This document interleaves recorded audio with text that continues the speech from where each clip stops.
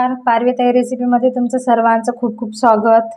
तर आज मी बनवणार आहे देवीसाठी फुलोरा। तर हे आमचा पारंपरिक आहे।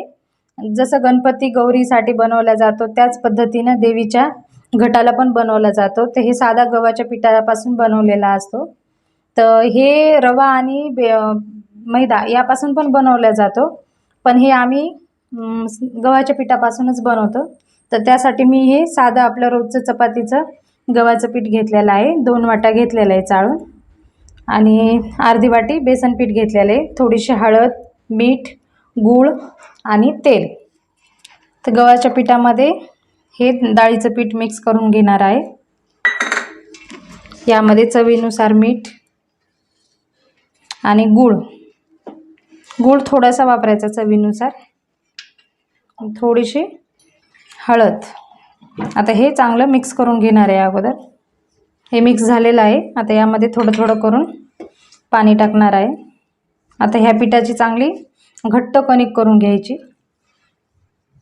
तर आमच्याकडे हे 7व्या माळीलाच नैवेद्य असतो देवीला।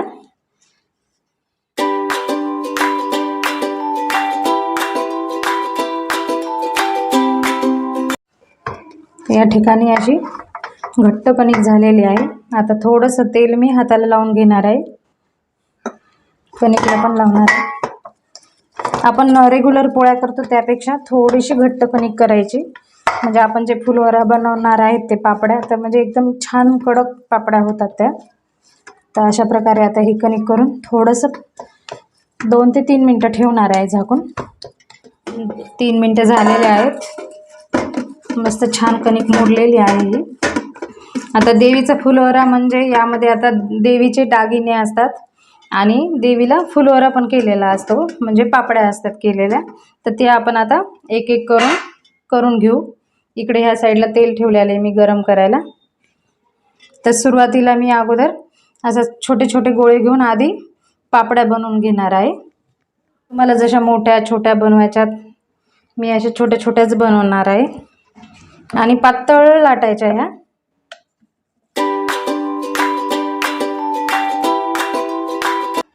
तुम्हाला जर नरम पाहिजे असल्या तर तुम्ही अशाच म्हणजे ठेवू शकता, आणि जर तुम्हाला कडक जर पाहिजे असले तर हे यावर थोडंसं असं काटे चमच्याने करून घ्यायचं, म्हणजे ही आपण लाटलेली पुरी अशी फुगणार नाही ती।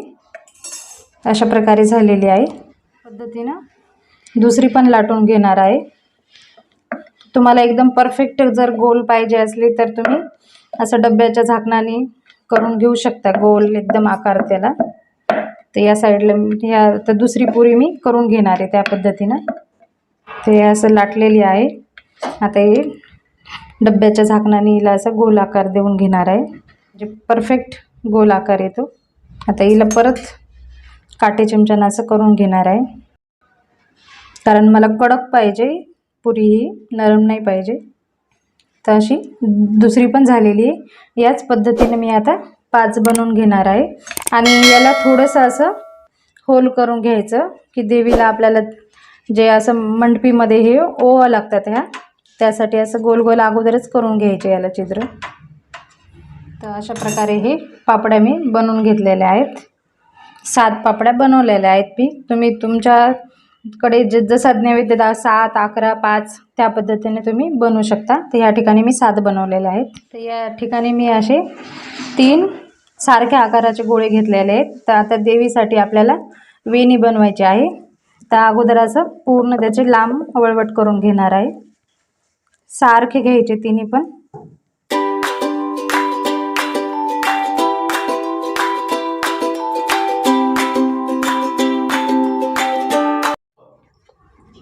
आता तिसरा पण बनवून घ्यायले। तर असं इथे हे जोडून घेतलेले आहेत मी तिन्ही पण। तर आता याची आपल्याला वेणी बनवायची। तर एक पदर ह्या साईडला टाकायचा, असा जसं आपण रेग्युलर वेणी घालतो त्याच पद्धतीनं करायचं आहे।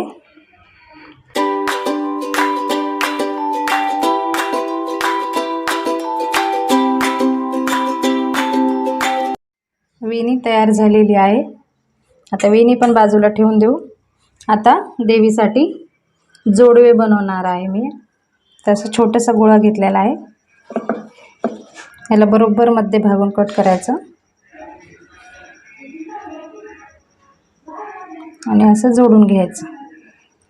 तर हे जोडवे पण तयार झालेले आहेत. जोडवे पण इथं ह्या साईडला ठेवून देणार आहे. आता बनवू देवीसाठी बांगड्या. परत असे 2 आकाराचे केलेले आहेत वळवट मी. ते याला थोडंसं असं गोल करून परत एक गोल राऊंड घ्यायचा. तर अशा प्रकारे ह्या आपल्या बांगड्या तयार झालेल्या आहेत. ह्या बांगड्या पण ठेवणार आहे मी, किंवा तुम्ही असा हातावर पण गोल करू शकता. ह्या पद्धतीनं ते ह्या अशा बांगड्या झालेल्या आहेत. आता देवीचं मंगळसूत्र बनवू. ते असं वळवट करून घेतलेलं आहे. याला थोडासा असा गोल आकार द्यायचा आणि हे 2 छोटे छोटे असे गोळे घेतलेले आहेत. याला हे असा आकार देणार आहे मी. आता हे आपल्याला मंगळसूत्र करायचे आहेत. ते असे 2 मंगळसूत्र केलेले आहेत मी. देवीचे मंगळसूत्र तयार झालेलं आहे. गुळा घेतलेला आहे मी. आता हे लाटून घ्यायचं. आता देवीसाठी बनवणार आहे विड्याचं पान. अगोदर असं पूर्ण गोल आकाराची अशी पुरी लाटून घ्यायची आणि तुमच्याकडे कोणत्याही ज्या झाडाचं पान असेल, आता हे मी पारिजातकाचं पान आणलेलं आहे. तर असं ह्या पानाचा आकार देऊन घेणार आहे. तर हे असं कट करून घेणार आहे. किती छान मस्त विड्याचं पान झालेलं आहे तयार, बघू शकता. तर परत एक गोळा घेतलेला आहे. आता देवीसाठी बनवणार आहे मी पायातील पैंजण. तर असे 2 सारख्या आकाराचे गोळे घ्यायचे. त्याचे परत 2 असे वळवट करून घेणार आहे. असे 2 सारख्या आकाराचे केलेले आहेत. आता यावर मी हे असं डिझाईन तयार करणार आहे. तुम्ही तुमच्या पद्धतीनं जशी पाहिजे तशी डिझाईन तयार करू शकता.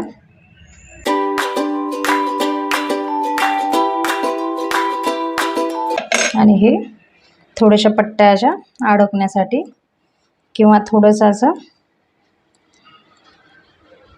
पण करू शकता. पैंजण पण तयार झालेले आहेत. पिठाचा गोळा घेतलेला आहे.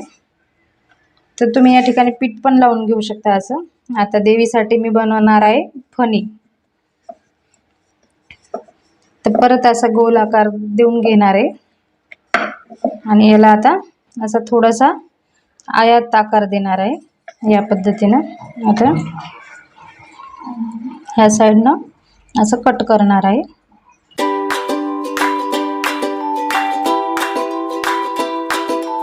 ही अशी देवीसाठी फणी तयार झालेली आहे. ठिकाणी आता सर्व देवीचे दागिने मी बनवून घेतलेले आहेत. आता हे एक एक करून तळून घेणार आहे. तर सुरुवातीला इकडे ह्या साईडला तेल पण गरम झालेलं आहे. वेणी तळून घेणार आहे. तर यामध्येच हे जोडवे आणि हे बांगड्या. तर या ठिकाणी आता वेणी बांगड्या हे तळलेल्या आहेत. छान मस्त खरपूस तळून घ्यायचे. आता हे ताटामध्ये मी काढून घेणार आहे. हे राहिलेले दागिने तळून घेणार आहे.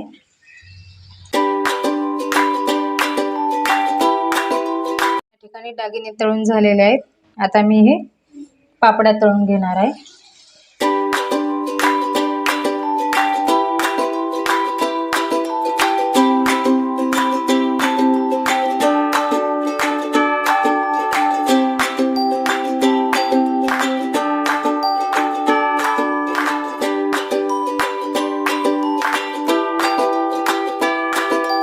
तर अशा प्रकारे मी देवीचे दागिने आणि ह्या पापड्या तळून घेतलेल्या आहेत. काही पापड्या बिना टोचे मारता पण तळलेल्या आहेत. तर किती छान मस्त फुगलेल्या आहेत ह्या साध्या पापड्या. तर तुम्ही अशा पण बनवू शकता, किंवा टोचे मारून अशा कडकसुद्धा तळू शकता. तर अशा प्रकारे हे देवीचा फुलोरा तयार झालेला आहे. तुम्ही या पद्धतीने नक्की तयार करा. हे पारंपरिक आहे. आम्ही आमच्याकडच्या पद्धतीने मी हे दाखवलेलं आहे. तर माझा व्हिडिओ तुम्हाला कसा वाटला नक्की लाईक करा, शेअर करा. चॅनलवरती नवीन असाल तर चॅनलला सबस्क्राईब करा.